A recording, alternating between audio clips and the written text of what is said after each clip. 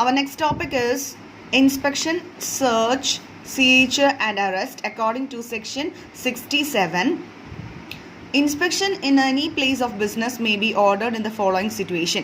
ഏതെങ്കിലും ഒരു പ്ലേസിൽ ഇൻസ്പെക്ഷൻ നടത്തണം അല്ലെങ്കിൽ ഏതെങ്കിലും ഒരു ബിസിനസ് പ്ലേസിൽ ഇൻസ്പെക്ഷൻ നടത്തണം എന്ന് ഓർഡർ ചെയ്യുന്നത് ഏതൊക്കെ സിറ്റുവേഷൻസിലാണെന്ന് നോക്കാം. നമ്മൾ ഒരുപാട് ഫിലിംസിലൊക്കെ കണ്ടിട്ടുണ്ട് ഇൻസ്പെക്ഷൻസ് നടത്തുന്നത്, അതുപോലെ സെർച്ച് നടത്തുന്നത്.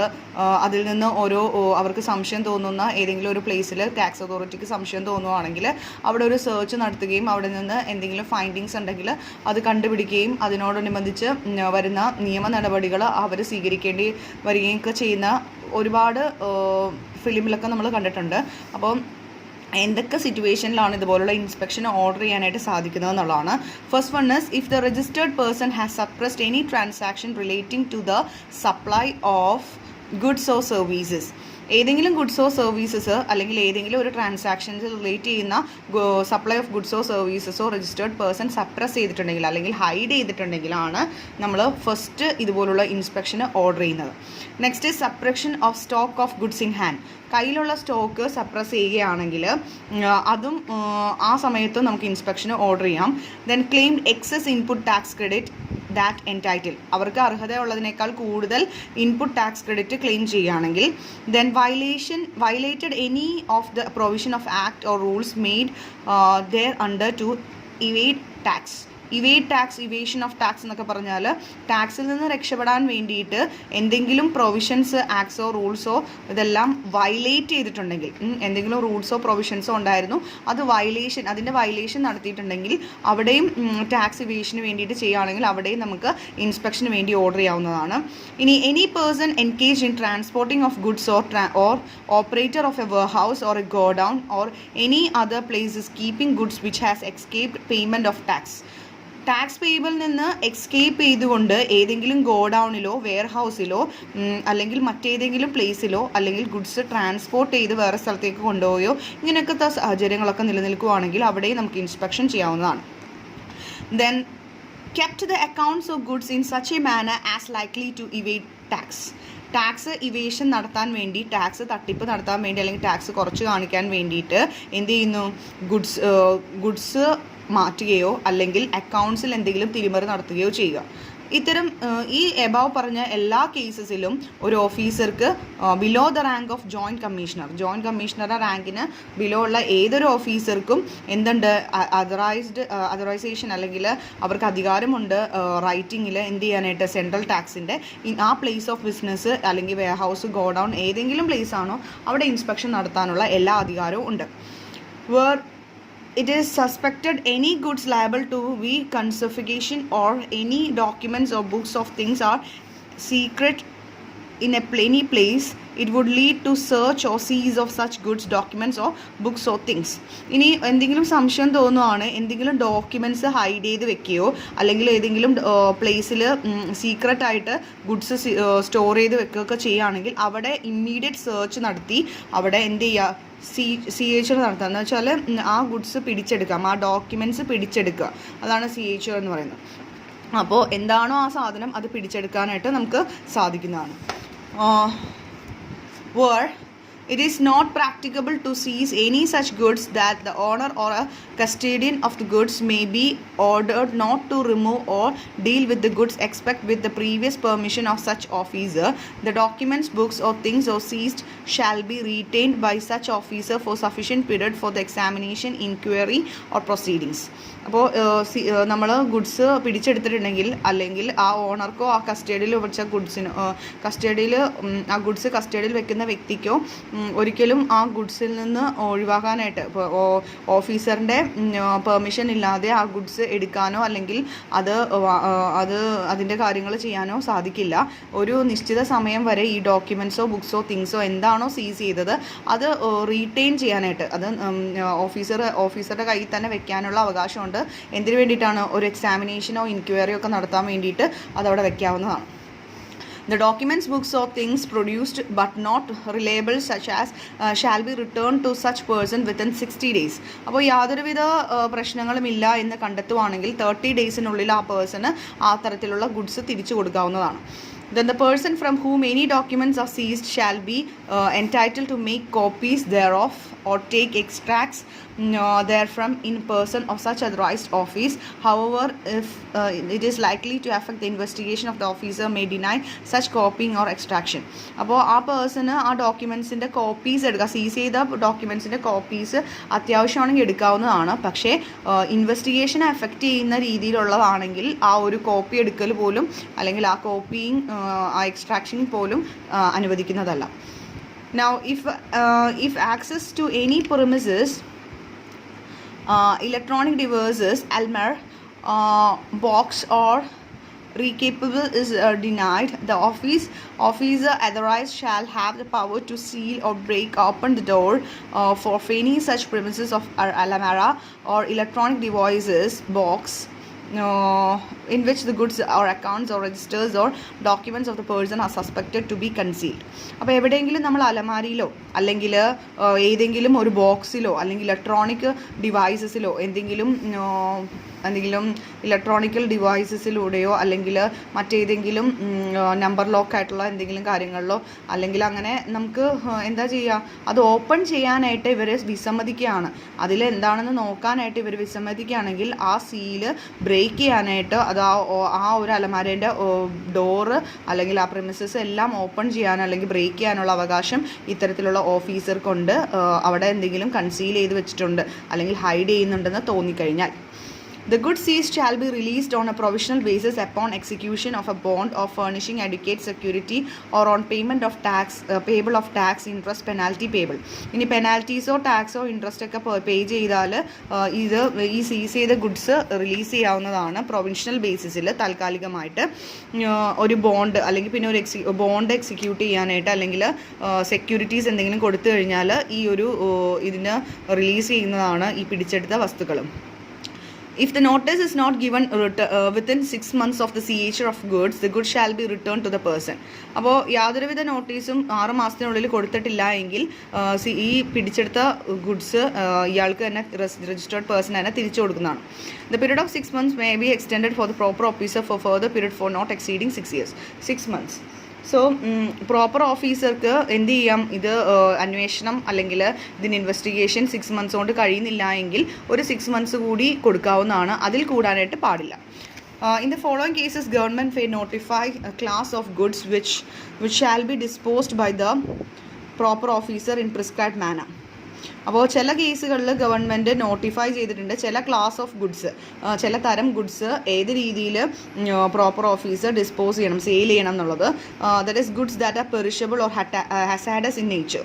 ഹസാഡസ് ഇൻ മീൻസ് ഡേഞ്ചറസ് ആയിട്ടുള്ള അല്ലെങ്കിൽ മനുഷ്യർക്ക് അത് വളരെയധികം ഡേഞ്ചറായിട്ട് ഭവിക്കുന്നതാണെങ്കിലോ അല്ലെങ്കിൽ ഗുഡ്സ് പെട്ടെന്ന് തന്നെ നശിച്ചു പോവുകയൊക്കെ ആണെങ്കിൽ. പിന്നെ depreciable within passage of time, പെട്ടെന്ന് തന്നെ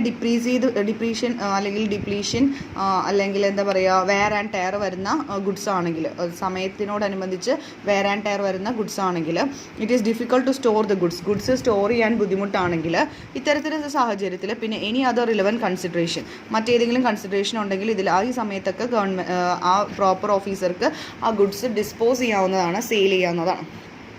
next is power to arrest. Power to arrest according to section 69.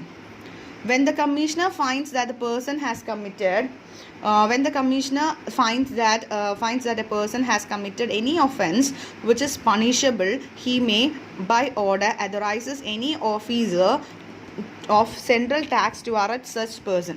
അപ്പോൾ കമ്മീഷണർക്ക് ഈ ഏതെങ്കിലും ഒരു പേഴ്സണ് എന്തെങ്കിലും വലിയൊരു ഒഫൻസ് ചെയ്തു എന്ന് മനസ്സിലാക്കി കഴിഞ്ഞാൽ, അത് പണിഷബിൾ ആണെന്ന് മനസ്സിലാക്കി കഴിഞ്ഞാൽ അയാൾക്ക് സെൻട്രൽ ടാക്സ് ഓഫീസർക്ക് അയാളെ അറസ്റ്റ് ചെയ്യാനുള്ള അവകാശമുണ്ട്. അതുപോലെ ആ അറസ്റ്റ് ചെയ്ത ഒഫൻസിന് അണ്ടർ സെക്ഷൻ 132 സബ്സെക്ഷൻ 5 അനുസരിച്ച് officer has the authorise to arrest the person shall inform the person the grounds of arrest. എന്തുകൊണ്ടാണ് ഇയാളെ അറസ്റ്റ് ചെയ്തതെന്നുള്ളത് വെളിവാക്കാനായിട്ട് അല്ലെങ്കിൽ അയാളെ അറിയിക്കേണ്ടതായിട്ട് ഉണ്ട്. എന്തുകൊണ്ട് ഈ പേഴ്സണെ അറസ്റ്റ് ചെയ്തു, അയാളെ എന്ത് ഗ്രൗണ്ട്സിലാണ് അറസ്റ്റ് ചെയ്തത്, അതുപോലെ തന്നെ അയാളെ മജിസ്ട്രേറ്റിന് മുമ്പിൽ 24 മണിക്കൂർ മുമ്പ് ഹാജരാക്കുക. അപ്പോൾ 24 hours മജിസ്ട്രേറ്റിന് മുമ്പിൽ ഇയാളെ ഹാജരാക്കണം. അയാളുടെ കുറ്റം എന്താണെന്നുള്ളത് അയാളെ അറിയിക്കുകയും അതുപോലെ മജിസ്ട്രേറ്റിൻ്റെ മുമ്പിൽ ഹാജരാക്കുകയും ചെയ്യണം. Then subject to provision of code of Criminal Procedure 1973, if a person is arrested for any offence, he shall be admitted to bail or in default of bail forward to the custody of magistrate. മജിസ്ട്രേറ്റിൻ്റെ കസ്റ്റഡിയിൽ വെച്ച് arrest ചെയ്ത എന്തെങ്കിലും ഒഫൻസിന് വേണ്ടി arrest ചെയ്ത വ്യക്തിയെ അയാൾക്ക് ജാമ്യം അനുവദിക്കാവുന്നതാണ്, അല്ലെങ്കിൽ നേരത്തെ മുൻകൂർ ജാമ്യം ഉണ്ടെങ്കിൽ അത്.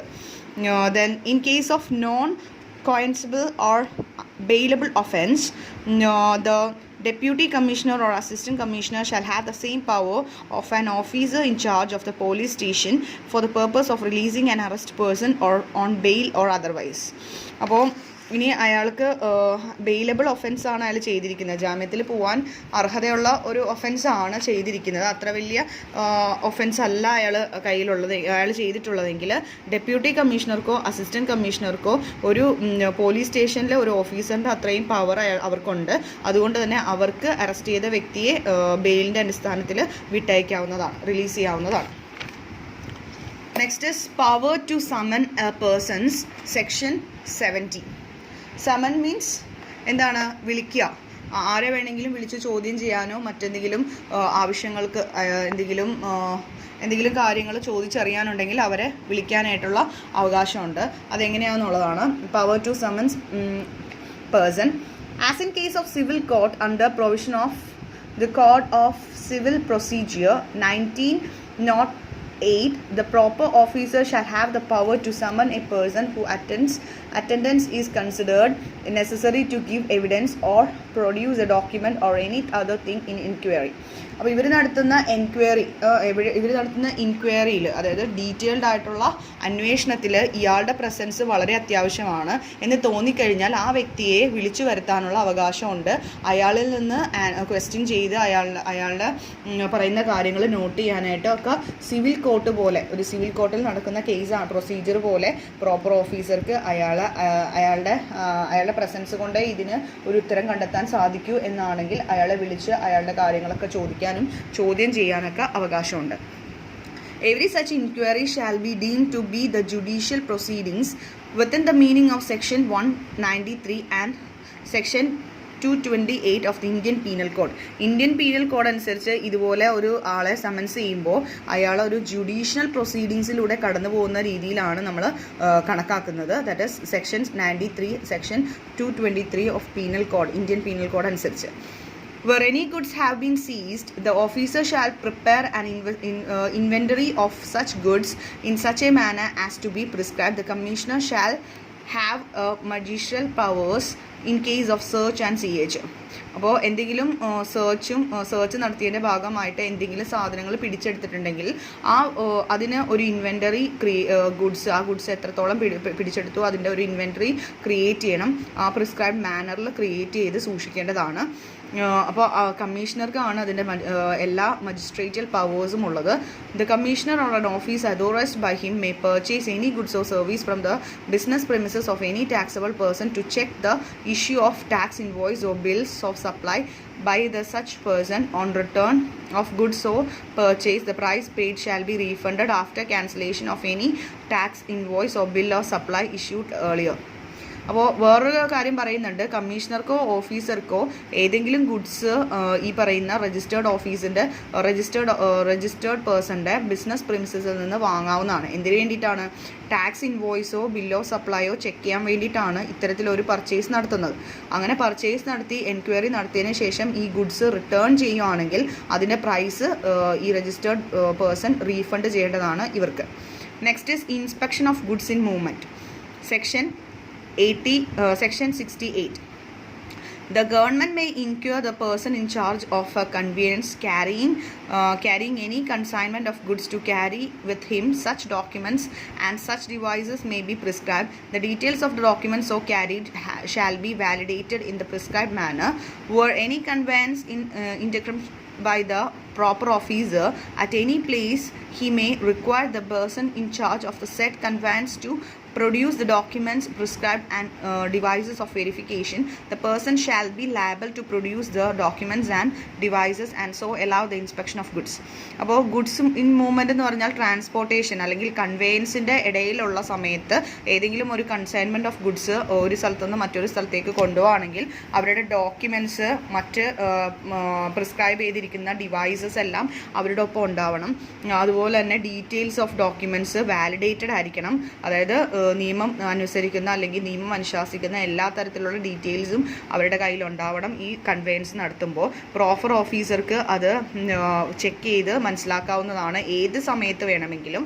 അപ്പോൾ ആ കൺവേയൻസിൻ്റെ ഏത് പാർട്ടിൽ വെച്ചും വെരിഫിക്കേഷൻ നടത്താവുന്നതാണ്. ഈ നിയമം പറയുന്ന പ്രിസ്ക്രൈബ്ഡ് ഡോക്യുമെൻറ്റ്സും ഡിവൈസസും ഇവിടെയിലുണ്ടോ എന്ന് ചെക്ക് ചെയ്യാവുന്നതാണ്.